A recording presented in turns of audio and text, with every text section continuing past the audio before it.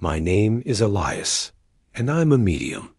Right now I'm standing outside a music studio in Silver Lake, Los Angeles, and I'm about to surprise someone who hasn't been here in 18 months.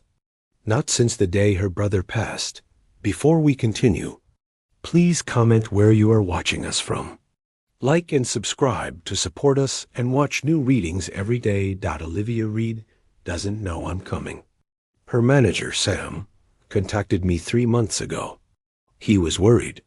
He told me that Olivia, one of the biggest indie folk artists in the world, Grammy winner, sold out world tours, was creatively dying inside. She performs, she smiles for cameras, she accepts awards. But the music that made her famous, the spark that lit up millions of fans, it's gone. And Sam knows why. Olivia and her brother Ethan were the Reed Project. They weren't just siblings who happened to make music together. They were creative soulmates. Ethan played guitar and wrote lyrics. Olivia sang and composed melodies. Together, they created something magical, the kind of harmony that only comes from two people who shared a childhood, shared dreams, shared everything. Then Ethan got sick. Pancreatic cancer. By the time they caught it, it was already stage 4. He went from diagnosis to death in 4 months. 4 months. And Olivia was on a world tour when it happened. She was playing sold-out arenas while her brother was in hospice. The doctors said weeks, not months, but she finished the tour anyway. She told herself he'd understand. He'd want her to honor their commitments. She flew home the day after her final show. She landed 3 hours after he died. She never got to say goodbye. Sam told me that Olivia hasn't written a single song since Ethan's death. Not one. The studio they built together, this studio I'm standing in front of right now, has been locked and empty for 18 months. She pays the rent every month, but won't come near it. She's released 1 album since his death, but every song was something they'd written together before he got sick. She's performing their past because she can't create a future without him. I can feel Ethan's presence so strongly right now. He's been waiting for this moment, desperate to reach his sister, to tell her what she needs to hear. I hear a car pulling up. That's her. Sam told her he needed to check on some equipment and asked her to come with him. She has no idea what's about to happen. A black SUV parks, and Olivia steps out. Even in casual clothes jeans, oversized sweater, sunglasses, she's recognizable. But she's thinner than in her photos. There are dark circles under her eyes that makeup can't quite hide.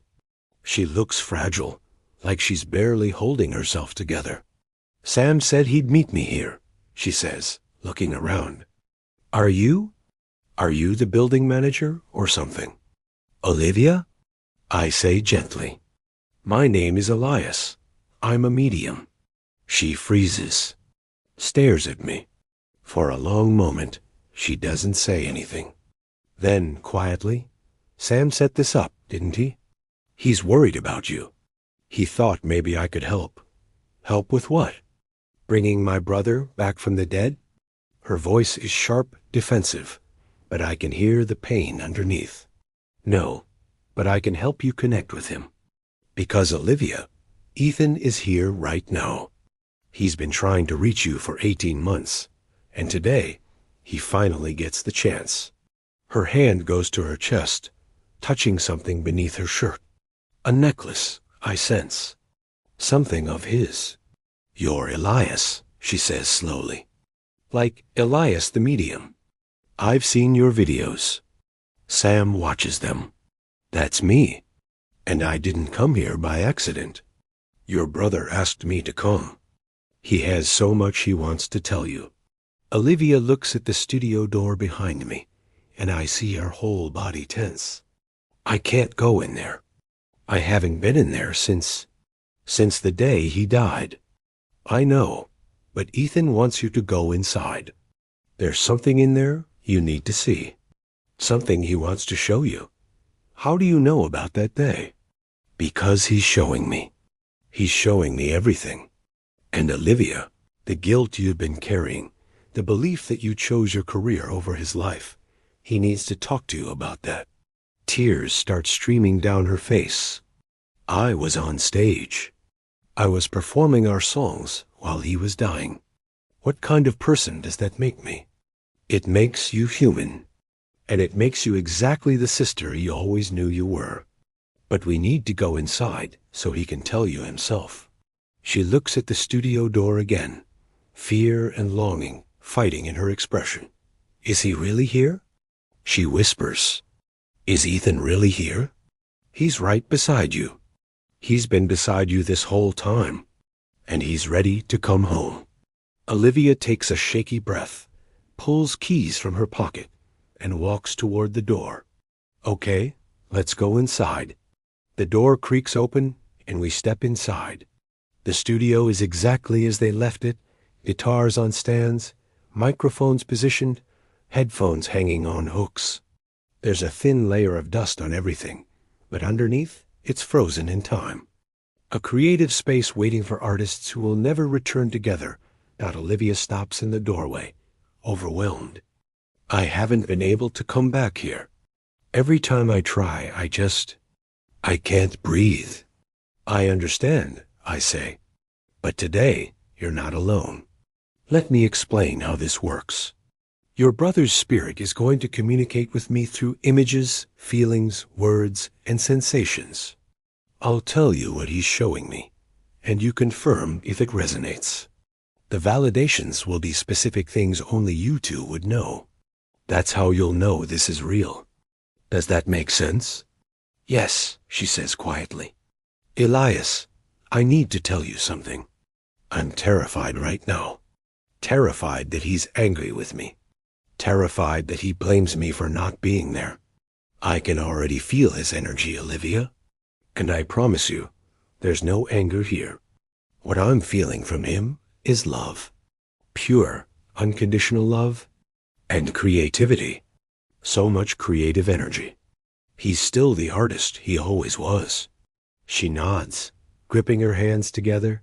I close my eyes, tuning into Ethan's presence. It's vibrant, energetic, almost playful.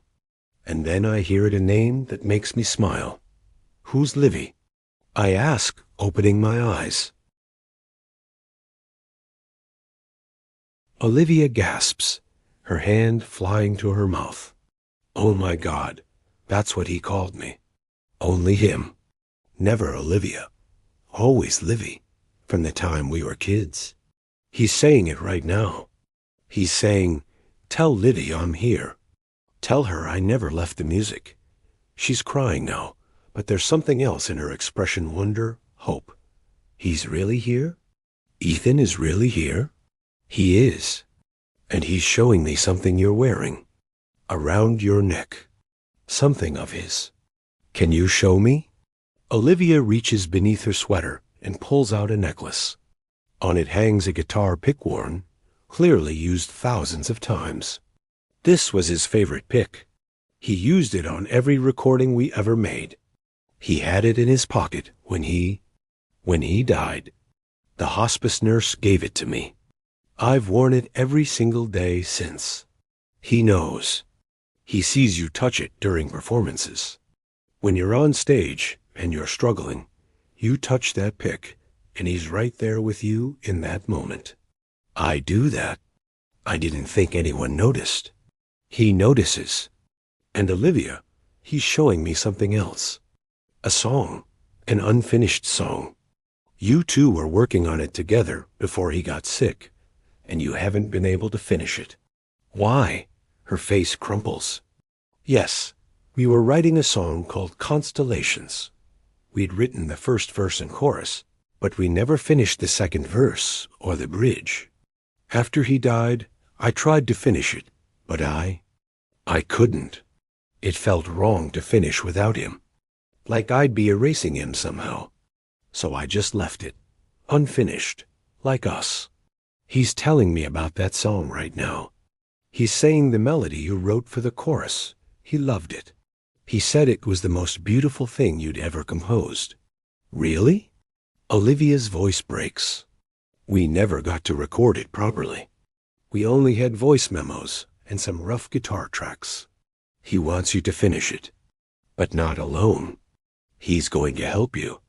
He says the bridge has been waiting for you, and when you're ready, it'll come. She shakes her head. I don't know how to write without him, Elias. He was the words. I was the melody. We were two halves of one creative brain. Without him, I'm just ... incomplete. He's showing me the studio. You two built it together, didn't you? This was your sanctuary. Yes, we saved up for years. Finally bought this space 3 years ago. We designed every inch of it. The acoustics, the layout, the vibe. This was supposed to be where we made music for the rest of our lives. She looks around, tears streaming. Instead, it became a tomb. But it doesn't have to be. Ethan is showing me something specific. Over there, in the corner. That guitar. The acoustic one on the blue stand. That was his, wasn't it? Olivia follows my gaze and sees the guitar.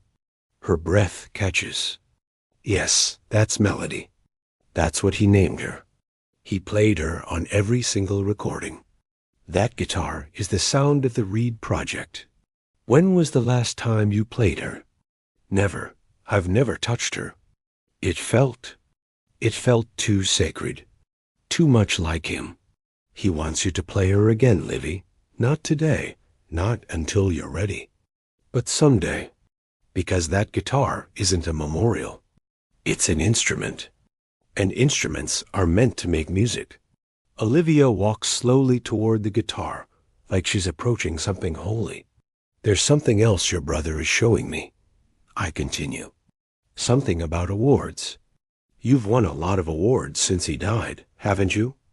Olivia nods, not taking her eyes off the guitar. Yes, 3 Grammys. Best Folk Album. Best Folk Performance. Song of the Year. All for songs we wrote together before he got sick. And what do you do with those awards? Where do you keep them? She turns to look at me, surprised. How could you possibly know about that? Because Ethan is showing me. He's showing me a room. His room. You've kept his room exactly as he left it, and you put all your awards in there. Why? Olivia's voice breaks. Because they're not mine. They're ours.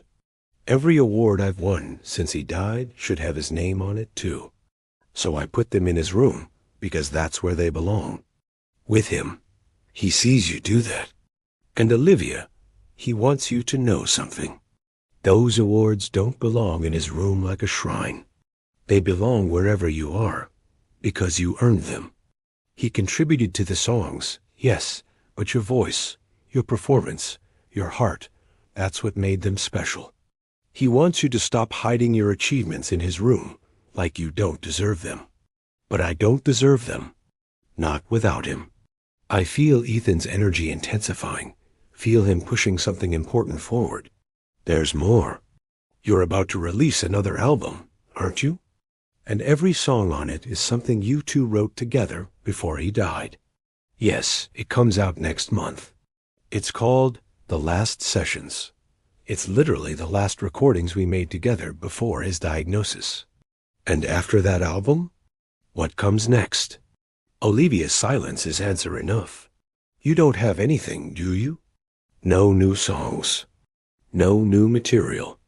Because you haven't written anything since he died. I can't, she admits, her voice small. Every time I pick up a guitar and try to write, I just ... freeze. The melodies don't come. The inspiration is gone. It's like the part of my brain that made music died with him. But you're still performing. You're still touring. I'm performing our old songs. I'm a jukebox of my own past. I get on stage and I sing the words Ethan wrote, and I play the melodies we created together. And it feels like I'm a ghost haunting my own life. Your brother is showing me something now. The tour. The world tour you were on when he got sick. That tour is a big part of what's haunting you, isn't it? Olivia tenses, her body language shifting to defensive. I don't want to talk about the tour. I understand. But Ethan wants to talk about it. He needs you to hear something important about those final weeks. I already know what happened. I made a choice. I chose wrong. End of story. That's not the end of the story. That's just where your guilt begins. Will you let me tell you what he's showing me? She's quiet for a long moment, then nods. The doctors diagnosed him in February. Pancreatic cancer, stage 4. Inoperable. They gave him 4 to 6 months. And you were 2 months into a 4-month world tour. Sold out everywhere. 40 cities across 3 continents. Yes. And when he told you the diagnosis, what did you want to do? I wanted to cancel everything. Cancel the tour. Come home. Be with him. But her voice cracks. He wouldn't let me. He's showing me that conversation. You were on the phone with him. You were in a hotel room in London. And he told you to finish the tour. He said it was fine. He said the doctors gave him months. He said he'd be there when I got home.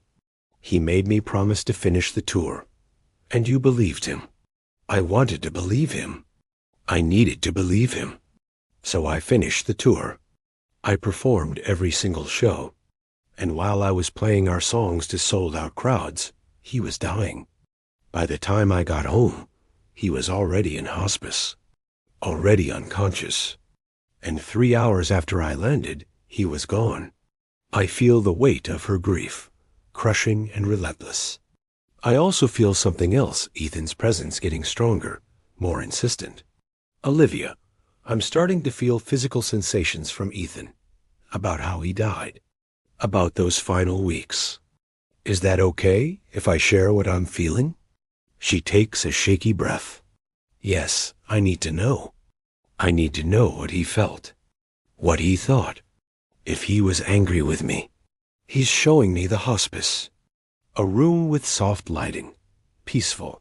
And he's showing me that he wasn't alone. No, my mom was there. And Sam, and some of his friends. But not me. I wasn't there. He knew you were trying to get home. He knew you'd taken the first flight you could. And Olivia, he's showing me something very specific about his final hours. He was drifting in and out of consciousness. And every time he woke up, there was music playing. Your music. Your voice. Do you know about that? Tears pour down her face. Sam told me. He said they played our album on repeat, so Ethan could hear my voice. He did hear it. And Olivia, your brother wants you to know in his final moments, he wasn't thinking, where is she? He was thinking, I'm so proud of her. She collapses into a chair, sobbing. Olivia, your brother is showing me exactly what happened in those final weeks, and I need to share it with you. Are you ready? She wipes her eyes and nods. Yes, I need to know the truth. When Ethan got his diagnosis in February, the doctors were honest. 4 to 6 months, maybe less. Pancreatic cancer moves fast. And the first thing he thought about wasn't himself. It was you. He was worried about you. About me? He was dying, and he was worried about me. Yes, because he knew what you'd do if he told you the whole truth. You'd cancel the tour, come home, and sit by his bedside for months. You'd sacrifice everything. And he didn't want that. But I wanted to be with him. I would have given up anything. He knows. But he made a choice. A conscious, deliberate choice. He told you to finish the tour because he wanted you to have that. He wanted you to perform, to connect with fans, to live your dream while you still could. Because once he died, everything would change.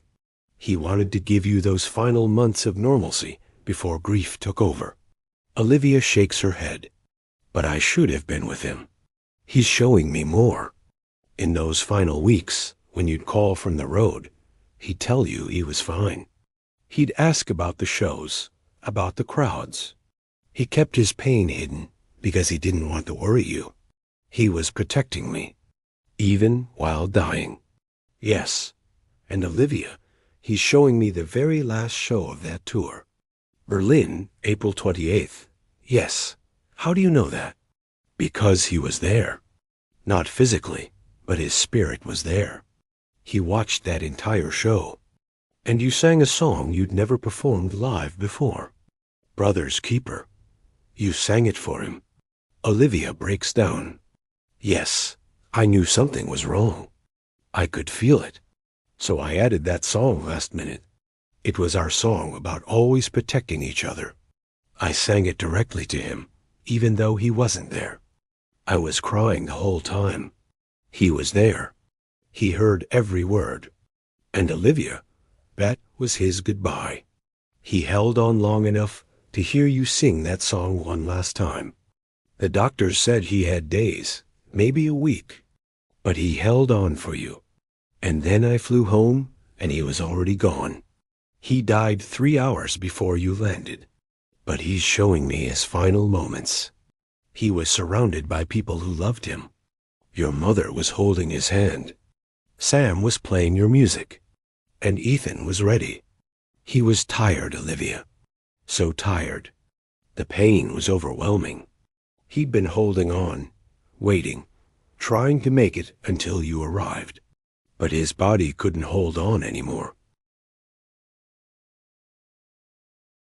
So he died waiting for me. No, he died listening to your voice. He died hearing Constellations, that unfinished song. Sam played the rough demo you two had recorded. And as Ethan took his last breath, he was hearing your voice, singing the words he'd written. He died inside the music you created together. Olivia sobs so hard she can barely breathe. I should have been there. I should have held his hand. He's telling me something right now. He's saying, Livy, I'm glad you weren't there. She looks up, shocked. What? He didn't want you to watch him die. He didn't want your last memory to be his body failing, his pain, his struggle. He wanted your last memory to be him alive, whole, creative. The brother who played guitar and wrote lyrics and made you laugh. But I never got to say goodbye. You said goodbye in Berlin. When you sang Brother's Keeper, that was your goodbye, and he received it. And Olivia, he's showing me something else about his final hours. He wasn't thinking about himself. He was thinking about you. He was worried about what his death would do to you. And he was right to worry. She looks around the dusty studio, at the untouched guitar, at the creative space that's become a tomb. You've stopped creating. You've stopped living. You're performing the past because you're too afraid to create a future. And that's exactly what he feared would happen. Your brother is telling me something very clearly right now, I say gently. He's saying, Livy, you didn't abandon me. You honored me. Every single show you performed on that tour, you were carrying our music to the world. You were doing exactly what we always dreamed of doing. And I got to watch it happen before I died. Olivia wipes her tears. But I should have come home sooner. He's showing me that if you had come home when he was first diagnosed, you would have spent 4 months watching him deteriorate. 4 months of hospitals, treatments that didn't work, pain, suffering. He spared you from that. He gave you music instead of medical trauma. That was his final gift to you. I never thought of it that way. He also wants you to know something about his pain. In those final weeks, yes, he was suffering physically, but he wasn't suffering emotionally. He was at peace. He'd lived the life he wanted. He'd made the music he needed to make. He'd shared that music with the world through you. He died complete, Olivia, not broken. She's listening intently now, absorbing every word. There's something else he's showing me. After he died, you did something. Something you haven't told anyone about. You recorded something alone. What was it? Olivia's eyes widen. How do you know about that? Because he was there. He watched you do it. What did you record? 3 days after his funeral, I came to the studio in the middle of the night. I couldn't sleep. I sat at his piano and I recorded myself singing Constellations, the unfinished song. Just my voice, no instruments. I cried through the whole thing. I've never listened to it back. I don't even know if I saved it. You did save it. It's still on the computer. And Ethan wants you to know something, that recording is the most honest, raw, beautiful thing you've ever created. Your grief is in every note. Your love for him is in every word. And he was there with you that night, Olivia. He heard you sing? Really? Really? And he's telling me that the second verse you couldn't finish. He's going to help you write it. Not today, not tomorrow, but when you're ready. The words will come to you. They'll feel like your words, but they'll be his too. Because you two will always be creative partners, even now. Olivia looks at Ethan's guitar again. I don't know how to create without him physically here. He's showing me something. That guitar melody. He wants you to pick her up right now. Right now? Right now. Not to play a song. Just to hold her. To remember what it feels like. Olivia stands slowly and walks to the guitar. She hesitates, her hand hovering over it. It's okay, I encourage. He's right here. He wants you to hold her. She picks up the guitar carefully, like it might shatter. The moment she cradles it against her body, she breaks down crying. It still smells like him. His cologne.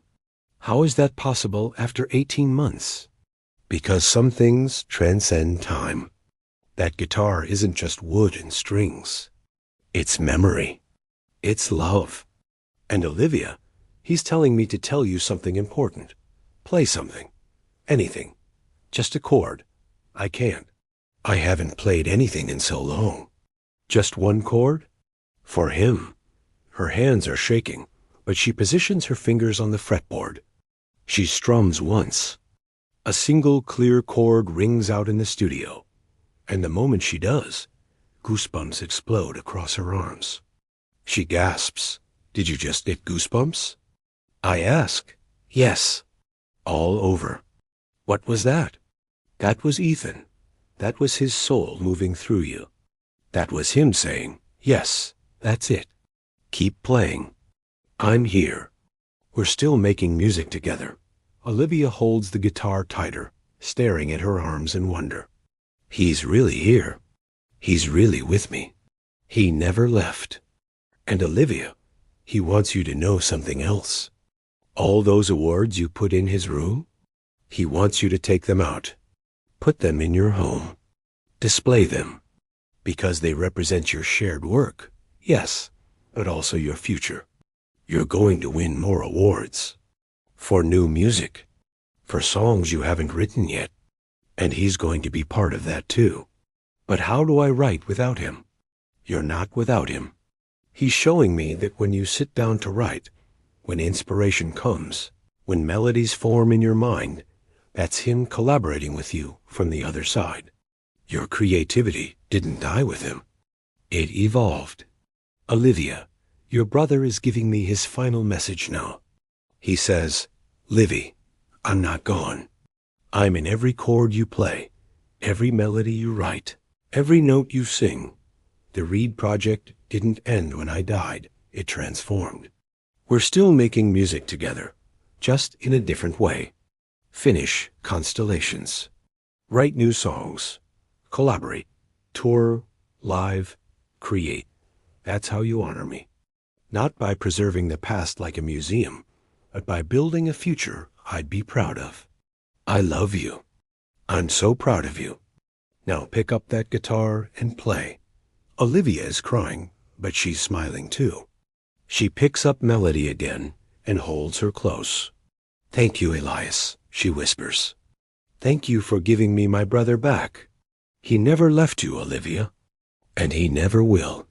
As she walks out of the studio, guitar in hand for the first time in 18 months, I can feel the shift in her energy.